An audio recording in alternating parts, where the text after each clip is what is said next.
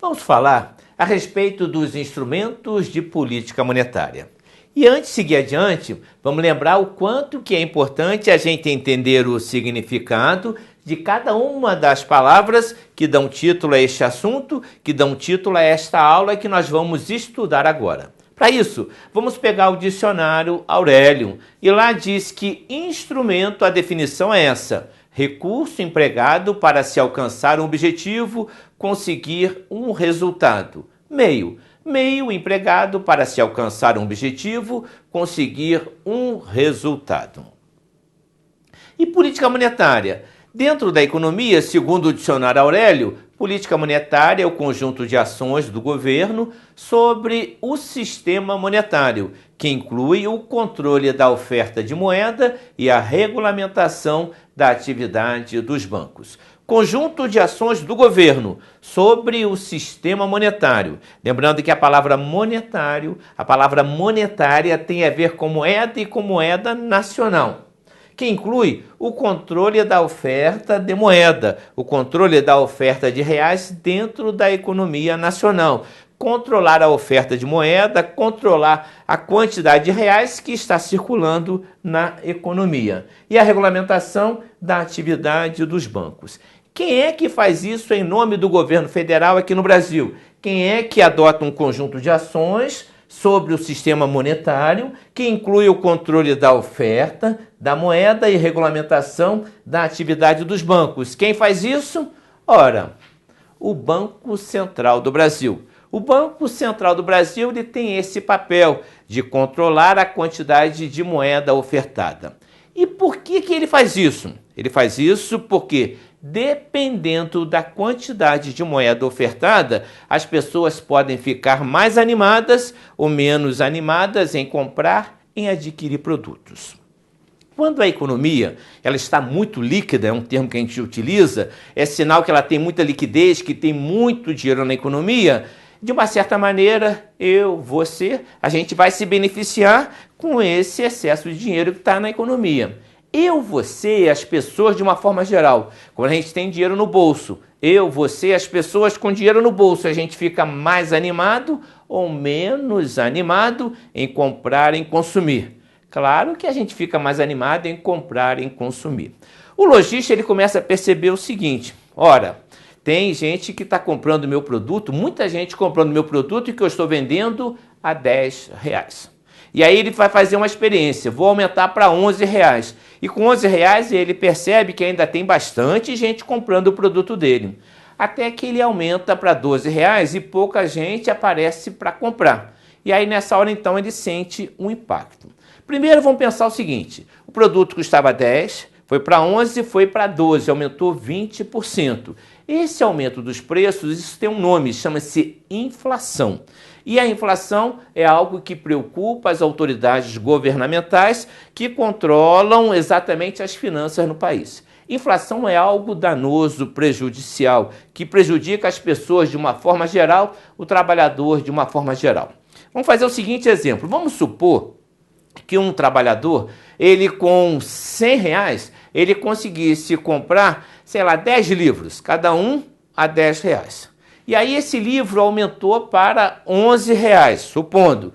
Ele vai conseguir com os mesmos R$100 comprar os 10 livros? Não. Se aumentou para 11, ele agora só vai poder comprar 9 livros. O que aconteceu com o dinheiro daquela pessoa? Perdeu capacidade e poder de compra. Já não consegue comprar a mesma coisa que comprava anteriormente. Isso é realmente prejudicial. Para ele comprar os mesmos 10 livros agora, em vez de R$100, ele vai precisar de R$110. Então, a inflação é algo que é danoso, que é prejudicial, faz com que as pessoas tenham o quê? Perda da capacidade do poder de compra do seu dinheiro. E as autoridades governamentais, em especial no que diz respeito ao Banco Central, o Banco Central tem um papel fundamental, tem o dever de acompanhar o quê? A evolução, a variação dos preços. E se os preços, e numa situação em que os preços estejam aumentando, o Banco Central ele tem que intervir. Ele percebe o seguinte: caramba, tem muito dinheiro sendo ofertado, muita moeda na economia. É preciso, então, enxugar essa liquidez, é preciso retirar dinheiro desta economia. Será que o Banco Central vai lá e toma o dinheiro das pessoas, vai na conta das pessoas nos bancos e retira o dinheiro das pessoas? Não. O Banco Central não pode fazer isso. Ele não tem essa capacidade de fazer isso. Mas será que o Banco Central ele tem instrumentos, ele tem ferramentas, ele tem meios para, de uma certa maneira, enxugar, retirar dinheiro da economia, ou então aumentar a liquidez da economia, injetar dinheiro na economia? Tem sim. São 5 os instrumentos de política monetária, 3 basicamente os que o governo adota e outros 2 que na teoria também são instrumentos de política monetária, mas que na prática o governo não adota. Então vamos ver qual é o primeiro desse instrumento de política monetária adotado pelas autoridades governamentais. O primeiro diz respeito a compra e venda de títulos públicos federais. E aí eu criei um título público federal para servir de exemplo para nós.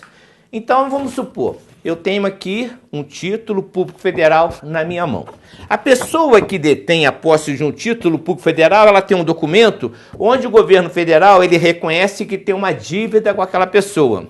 Ora, se o governo reconhece que tem uma dívida com aquela pessoa, é sinal que em determinado momento a pessoa emprestou um dinheiro para o governo. É muito natural as pessoas emprestarem dinheiro para o governo.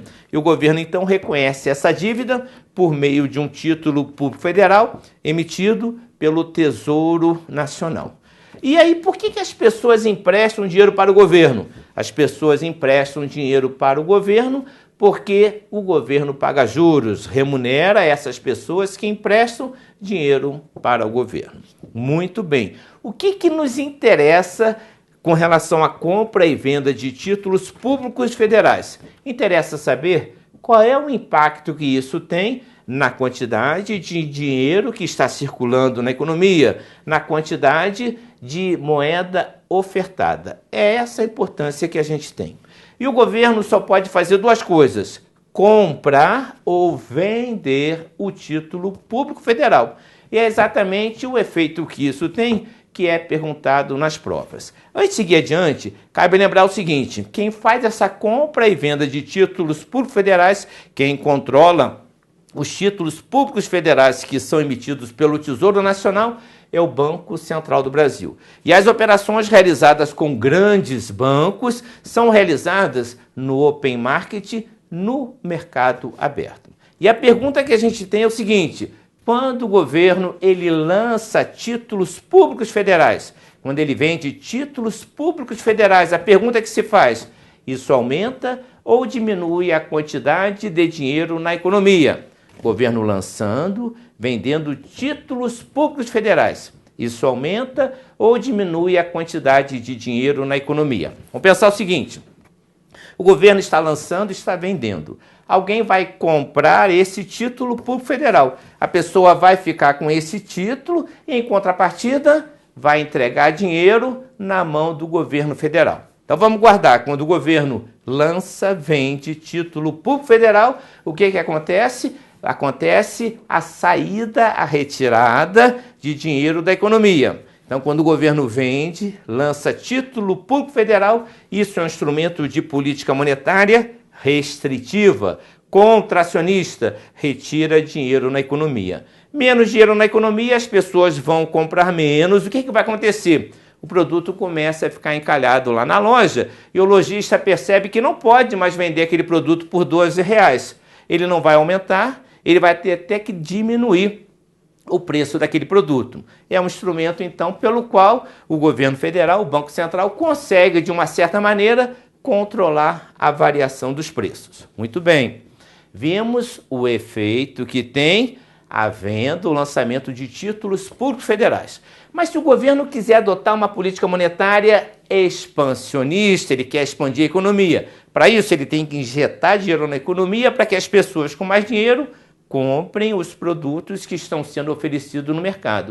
O que ele vai fazer agora? Ele vai resgatar o título público federal. Aquele título que está na mão das pessoas volta para o Banco Central, para o governo, e o que vai acontecer? O governo vai entregar dinheiro. Quando o governo entregar este dinheiro, o que vai acontecer? O dinheiro entrou na economia. Na hora da prova, vamos ver o que vão nos perguntar. Na hora da prova, vão perguntar o seguinte, olha só, quando o governo ele vende ou lança títulos públicos federais, o que vai acontecer com a base monetária? Vai aumentar ou vai diminuir a base monetária? Ora, quando o governo vende ou lança título público federal, o que acontece? Há uma diminuição da base monetária. Vender ou lançar título público federal, o governo federal consegue, o Banco Central consegue retirar dinheiro da economia, consegue diminuir a base monetária. E quando o governo ele compra ou resgata título público federal? Ora, quando o governo compra ou resgata título público federal, a base monetária vai aumentar, vai haver uma injeção de dinheiro na economia. Muito bem, estamos vendo instrumentos de política monetária, ferramentas que o governo utiliza para colocar mais dinheiro na economia ou para retirar dinheiro na economia. Nós já vimos que quando há muito dinheiro na economia, o que acontece? As pessoas começam a comprar muito, os preços começam a subir e começa a ver o quê? Começa a ver inflação. Por outro lado, o governo tem que tomar muito cuidado com as ferramentas que ele utiliza, porque se ele tirar muito dinheiro da economia, o que vai acontecer? As pessoas com menos dinheiro no bolso vão comprar menos. Os produtos eles vão começar a ficar encalhados. E aí vamos dar o seguinte exemplo. Um vendedor de geladeira. Ele vende geladeira na sua loja, mas não há dinheiro na economia, as pessoas não estão comprando, as geladeiras estão ficando encalhadas lá no lojista. Consequentemente, o lojista que comprava uma determinada quantidade de geladeiras do fabricante não vai comprar a mesma quantidade, ele vai diminuir a quantidade.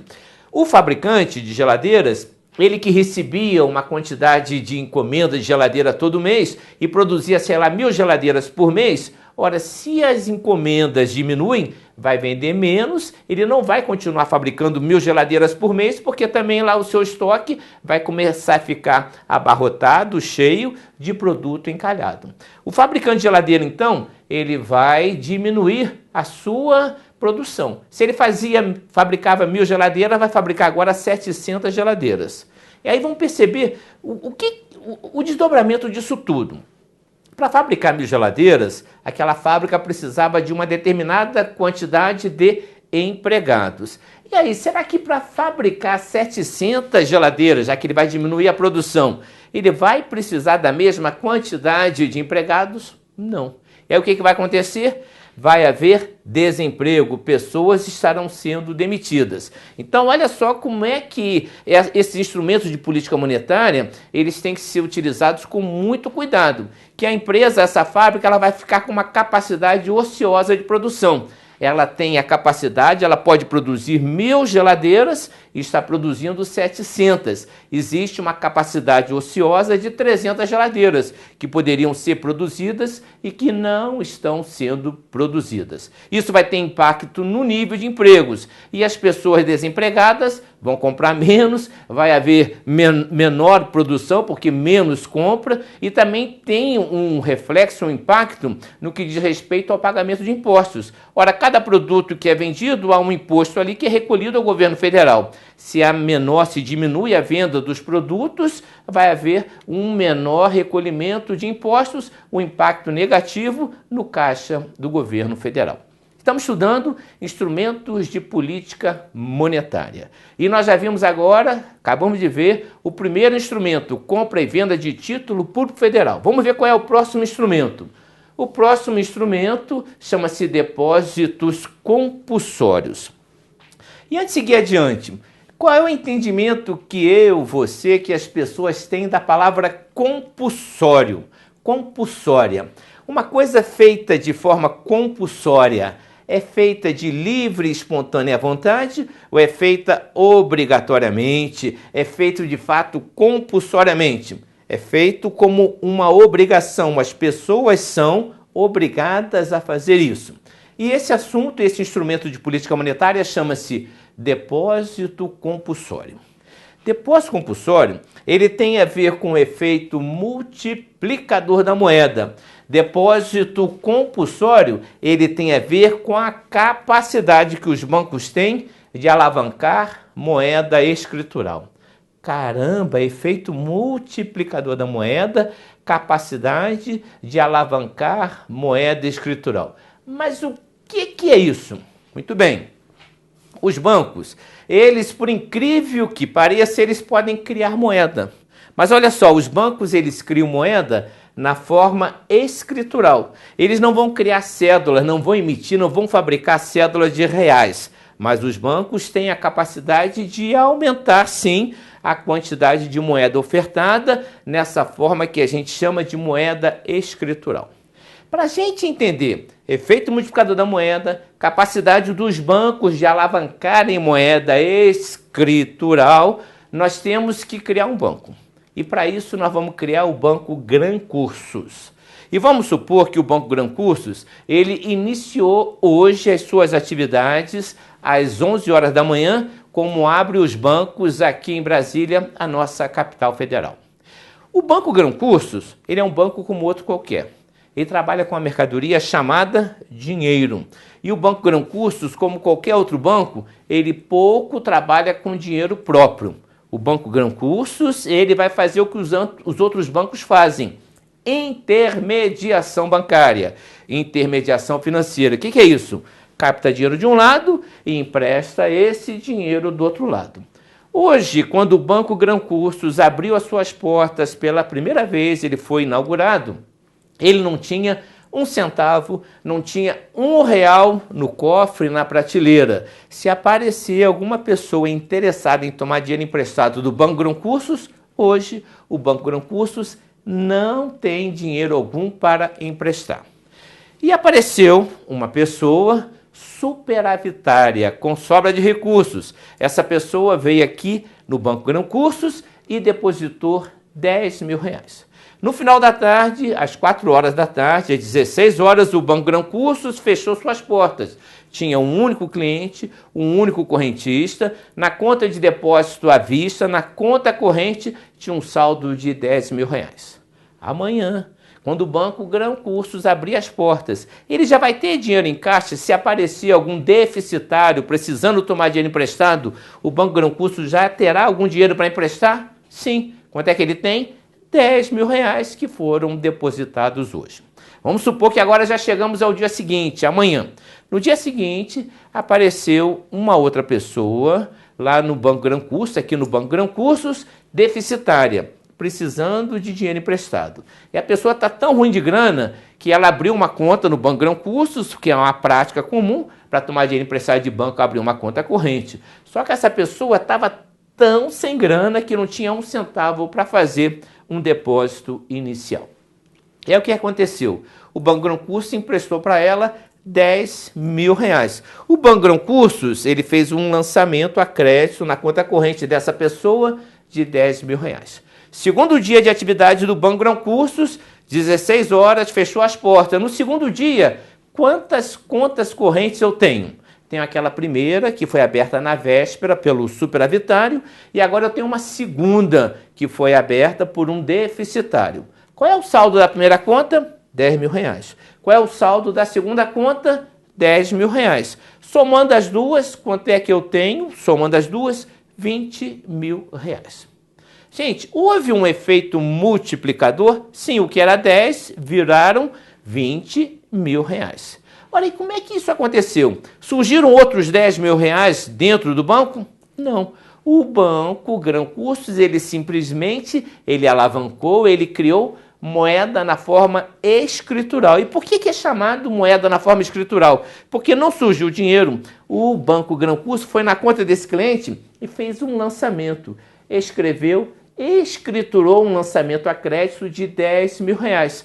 Essa é a moeda escritural. Não há papel moeda, não há cédulas. O Banco Gran Cursos, ele criou, alavancou moeda escritural. Essa é a ideia do efeito multiplicador da moeda. Essa é a capacidade, é exatamente o efeito, a capacidade que os bancos têm de alavancarem, de criarem moeda na forma escritural. Detalhe, não tem nada de ilegal, é próprio da atividade bancária os bancos criarem, alavancarem moeda na forma escritural. E aí vamos pensar nos impactos que isso tem na economia.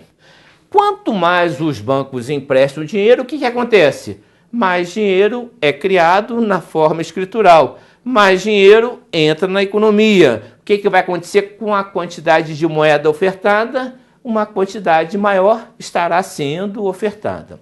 E a gente já sabe que quanto mais dinheiro na economia, o que acontece? Eu, você, as pessoas ficam mais animadas em comprar, e quanto mais gente comprando, maior procura produtos, a tendência do preço é subir, inflação.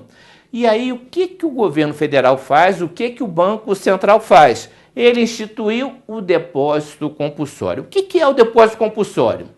É o seguinte, uma parte do dinheiro que os bancos captam, depósito compulsório é só na captação, obrigatoriamente, necessariamente, ele tem que ser recolhido ao Banco Central e esse dinheiro ele tem que ficar parado lá dentro do Banco Central. Por isso que eu fiz essa figura mostrando uma quantidade de reais e um cadeado. Esse dinheiro ele está travado, está trancado com esse cadeado dentro do Banco Central do Brasil. Qual é o efeito que isso tem? Vamos pensar o seguinte, vamos pensar que o Banco Central ele tem instituído um depósito compulsório de 60%. E aí o que vai acontecer? Olha o efeito disso na atividade bancária. No primeiro dia, apareceu uma pessoa e depositou 10 mil reais no Banco Gran Cursos. No segundo dia, o Banco Gran Cursos ele emprestou esses 10 mil reais. Não havia depósito compulsório naquela situação. Agora, vamos supor que haja um depósito compulsório de 60%. O que vai acontecer? Lá no primeiro dia, necessariamente, obrigatoriamente, o Banco Gran Curso vai ter que pegar 60% daqueles 10 mil reais, ou seja, 6 mil reais, e levar ao Banco Central e vai ficar esse dinheiro parado lá dentro do Banco Central do Brasil. Ora, se foram 6 mil para o Banco Central com compulsório de 60%, no segundo dia, quando aparecia aquele deficitário precisando de dinheiro, quanto é que o Banco Gran Cursos vai ter disponível no seu cofre? Quanto é que ele vai ter disponível dessa mercadoria chamada dinheiro na prateleira para emprestar no segundo dia ao cliente deficitário? Ora, 10 mil menos 6, só sobraram 4 mil reais. O Banco Gran Curso, então, vai emprestar 4 mil reais para esse deficitário. No final do segundo dia, o que vai acontecer? Eu vou ter duas contas correntes, a primeira ainda com saldo de 10 mil e a segunda com saldo de 4 mil reais, que foi o que o banco tinha para emprestar.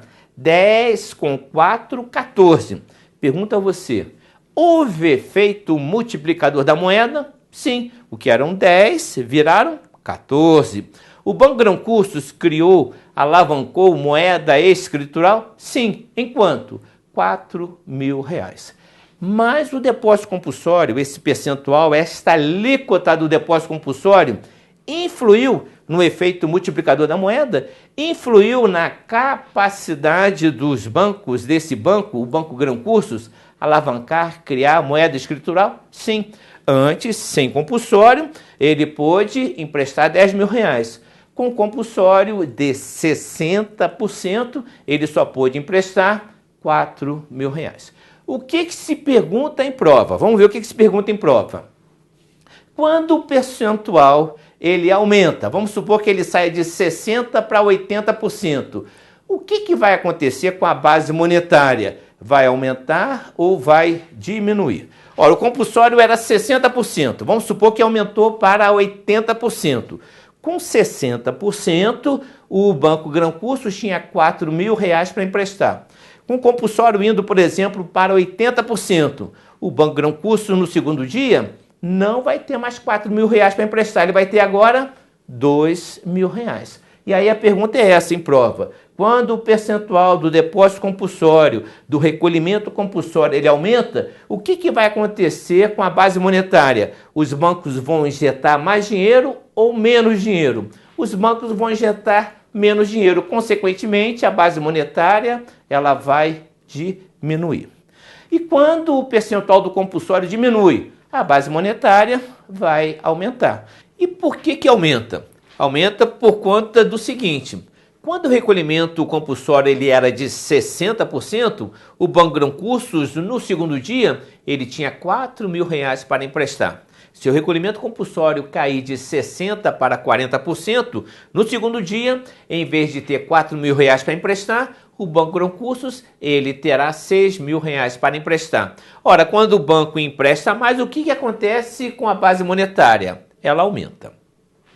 Antes de seguir adiante, antes de a gente falar a respeito do próximo instrumento de política monetária, que é o controle da taxa de juros, cabe lembrar que esse dinheiro que é recolhido compulsoriamente para o Banco Central não é um dinheiro perdido, não é um dinheiro que vai para lá como se fosse um imposto, não. Esse dinheiro vai para lá, ele fica guardado numa conta chamada reserva bancária que todo banco, obrigatoriamente, necessariamente tem que ter no Banco Central. Se por acaso o dono dos R$ 10.000 daquela primeira conta aparecer lá no Banco Grão-Cursos, aqui no Banco Grão-Cursos, para retirar o seu dinheiro, imediatamente esse dinheiro ele sai lá do Banco Central e retorna para o banco para poder devolver para o seu cliente.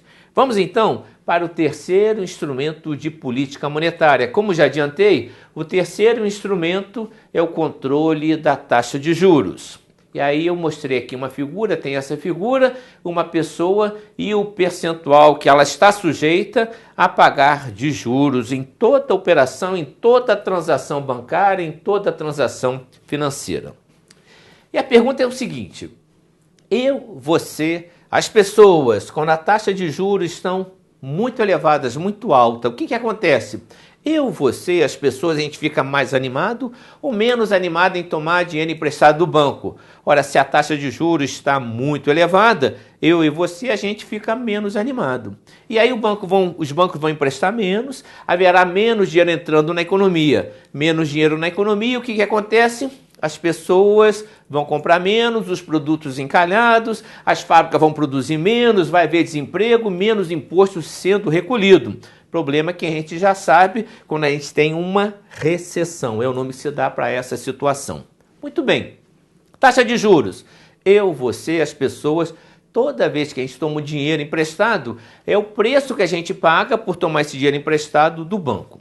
Aí olha só a pergunta que eu vou fazer. Será que a taxa de juros no Brasil, ela é tabelada, ela é estipulada, ela é definida por alguma autoridade pelo Banco Central? Resposta, não.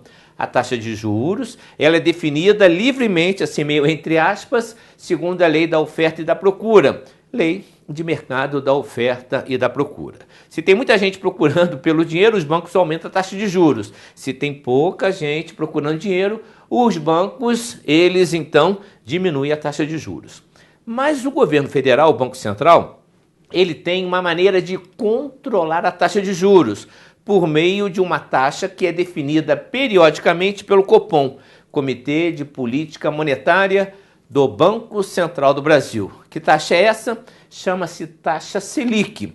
E qual é a importância dessa taxa Selic? A importância para mim e para você é que essa taxa Selic ela serve de base para o cálculo de todas as taxas que os bancos calculam para cobrar de mim, de você, no cheque especial, no cartão de crédito, na operação de crédito direto ao consumidor, num financiamento de um carro. Todas as operações financeiras, a taxa de juros é calculada em função do quê? Primeiro item a ser considerado, a taxa Selic. Então, mesmo sem definir a taxa de juros de uma forma direta, o governo ele acaba interferindo, ele acaba controlando a taxa de juros vigente no mercado, simplesmente aumentando ou diminuindo a taxa Selic. Quando o governo aumenta a taxa Selic, o que acontece? É isso que a gente vai ver aqui agora. Ó. Quando a taxa de juros ela diminui, o que acontece com a base monetária? Se a taxa de juros ela diminui, ela cai, você, as pessoas, a gente fica mais animado ou menos animado em tomar dinheiro emprestado? Taxa de juros mais baixa, você, as pessoas mais animadas em tomar dinheiro emprestado, o banco emprestando mais, o que vai acontecer com a base monetária? Vai aumentar. O banco está alavancando moeda na forma escritural. Se aumentar a taxa de juros, se a taxa Selic aumentar, vai subir a taxa de juros para mim e para você que eu tenho que pagar nos bancos. O que vai acontecer com a base monetária? Ela vai aumentar ou ela vai diminuir? Ela vai diminuir, porque a taxa de juros mais alta, o que acontece? Eu, você, a gente fica menos animado em tomar dinheiro emprestado, os bancos vão emprestar menos dinheiro. Até aqui, nós vimos os 3 instrumentos de política monetária que são utilizados pelo governo, que são utilizados pelo Banco Central do Brasil. E antes de seguir adiante, cabe lembrar o seguinte: qual é o instrumento de política monetária entre esses 3? O mais rápido, o mais eficaz, o que mais rapidamente interfere na base monetária, na quantidade de dinheiro, na quantidade de moeda ofertada. O instrumento de política monetária mais rápido e eficaz é exatamente compra e venda de títulos públicos federais, operações do mercado aberto, operações do open market. Seguindo, também são considerados instrumentos de política monetária. Redesconto de liquidez. Que operação é essa? É uma operação realizada única e exclusivamente pelo Banco Central do Brasil. Somente o Banco Central do Brasil é que empresta dinheiro na forma de redesconto de liquidez. E por outro lado, somente quem é que pode tomar esse dinheiro emprestado do Banco Central do Brasil? Somente pode tomar esse dinheiro emprestado instituição de natureza bancária, instituição que tem conta de reserva bancária no Banco Central do Brasil. Mas o que é uma operação de redesconto de liquidez? Quando nós estudamos em aula anterior esse assunto liquidez, nós vimos o quê? Nós vimos que liquidez, dependendo do contexto, pode ser a capacidade ou não de honrar compromissos financeiros. E instituição financeira, banco, de vez em quando tem problema de liquidez? Tem problema para honrar os seus compromissos financeiros? Sim, com certeza tem problema sim. E aí, como é que a instituição financeira resolve o seu problema de liquidez? Tem uma alternativa? Captando dinheiro, tomando dinheiro emprestado dos seus clientes. Tem uma outra alternativa que é o quê? Tomar dinheiro emprestado de outra instituição financeira, de outra instituição bancária. São maneiras de resolver, sim, problema de liquidez de instituição financeira, de instituição bancária. A propósito, quando um banco ele toma dinheiro emprestado da sua clientela, quando capta dinheiro, por exemplo, um depósito a prazo, o banco vai pagar uma taxa de juros para esse cliente? Com certeza. Quando um banco toma dinheiro emprestado de outra instituição financeira, de outro banco, vai pagar uma taxa de juros para outra instituição financeira, para o outro banco? Com certeza. Onde será a taxa de juros mais cara? Será que é quando ele capta dinheiro da sua clientela ou quando ele toma dinheiro emprestado de outro banco? Olha só, quando eu e você, a gente vai ter um banco para fazer uma aplicação no depósito a prazo, a gente vai receber uma taxa de juros. Mas quem é que estipula, quem é que diz a taxa de juros que vai ser paga? O próprio banco. Mas quando o banco ele vai tomar dinheiro emprestado de outro banco, quem é que vai dizer a taxa de juros? Qual vai ser a taxa de juros praticada naquela operação? O outro banco. E, consequentemente, a taxa de juros, tomando dinheiro emprestado de outro banco, é mais alta para a instituição financeira que está tomando dinheiro emprestado, que está captando, do que quando essa instituição financeira, esse banco, toma dinheiro emprestado da sua clientela. Primeira situação. Segunda situação, operação de redesconto de liquidez. A instituição financeira, ela pode tomar dinheiro emprestado de outro banco, mas durante o dia não conseguiu tomar dinheiro emprestado nem da sua clientela, nem de outro banco. Está chegando ao final do dia, está com problema de liquidez. Ela pode recorrer, pedir socorro ao Banco Central do Brasil? Pode. E o Banco Central recorre, ele socorre, ele realmente atende esse pedido de socorro dessa instituição, desse banco? Com certeza. Cobra uma taxa de juros o Banco Central? Com certeza, cobra sim. Onde que a taxa de juros deve ser mais cara? Será que é quando um banco toma dinheiro emprestado de outro banco ou quando ele recorre ao Banco Central?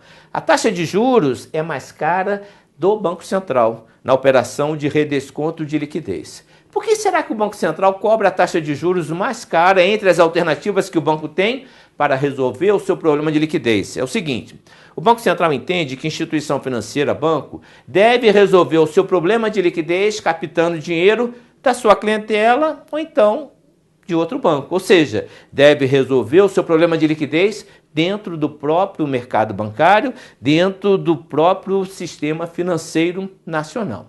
Em caráter excepcional, em caráter de emergência, em caráter de socorro, o Banco Central empresta, mas ele não alivia na taxa de juros. Cobra uma taxa de juros mais alta, tem um caráter assim meio punitivo e também para não incentivar que os bancos recorram sempre ao Banco Central para resolver o seu problema de liquidez. Visto isso, vamos supor que de repente, isso não acontece no momento, mas de repente o Banco Central ele resolve adotar uma política monetária expansionista, fazendo uso das operações de redesconto de liquidez. Aí o que vai acontecer? Ele vai emprestar com a taxa de juros mais baixa. O que vai acontecer? Os bancos vão ficar mais animados ou menos animados em tomar dinheiro emprestado do Banco Central? Vão ficar mais animados. Entra mais mercadoria, entra mais dinheiro no caixa do banco. O banco vai repassar esse dinheiro. Se ele tem muito dinheiro e ele teve esse dinheiro, ele conseguiu captar esse dinheiro com a taxa de juros mais baixa, vai repassar para a clientela, para os seus clientes, vai emprestar com taxa de juros mais alta ou menos, ou a taxa de juros mais baixa? Mais baixa. Por outro lado, se o governo quiser adotar uma política monetária restritiva, ele aumenta a taxa de juros cobradas dos bancos na operação de redesconto de liquidez. Os bancos vão ficar mais animados ou menos animados em tomar esse dinheiro emprestado do Banco Central? Menos animados. E é o que isso acontece? Qual é o impacto que isso tem na base monetária? Vamos ver. Olha, quando a taxa de juros do redesconto de liquidez ela aumenta, o que acontece com a base monetária? Ora, se os bancos eles ficam o quê? Menos animados em tomar esse dinheiro emprestado do Banco Central, eles vão ter menos dinheiro em caixa, consequentemente vão emprestar menos, a base monetária vai diminuir. E quando a taxa de juros ela diminui, ora, se ela diminui, os bancos eles vão ficar mais animados, mais dispostos em tomar esse dinheiro emprestado do Banco Central, vão ter mais dinheiro para emprestar para a sua clientela, emprestando mais, a base monetária vai aumentar. Então, o redesconto de liquidez é considerado, sim, na teoria, um instrumento de política monetária. Na hora da prova vão perguntar exatamente isso. Quando a taxa de juros do redesconto de liquidez cobrado pelo Banco Central aumenta, o que acontece com a base monetária? Diminui.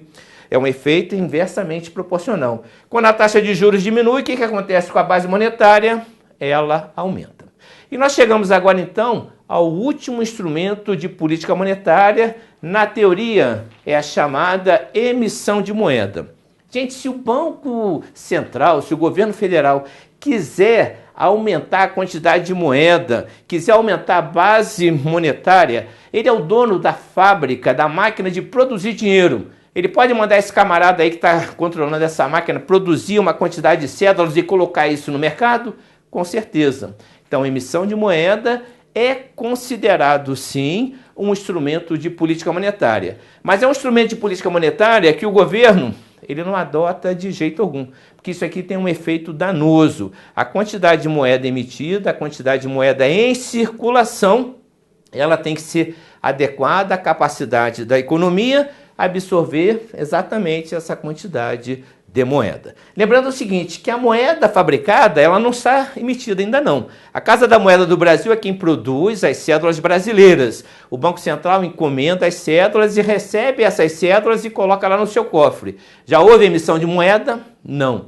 Só, de fato, acontece a emissão de moeda quando o Banco Central coloca essa moeda em circulação. A simples fabricação não implica em emissão de moeda. Mas a ideia, em geral, em emissão de moeda é o quê? Produzir, fabricar mais cédulas e colocar estas cédulas em circulação.